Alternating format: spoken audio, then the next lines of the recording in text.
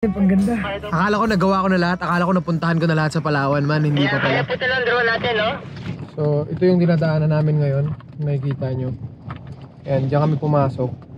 Tapos, pataas. Tabing ilog yung binabaybay namin. Hanggang taas pa yan.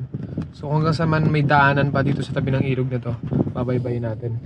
Malamang hindi na kami makakahanap ng spot ngayon na makapipili namin maganda o ano. Basta makapag-park itong sasakyan natin. May pwesto, makapagbukas tayo ng tent and feel safe, good na tayo doon.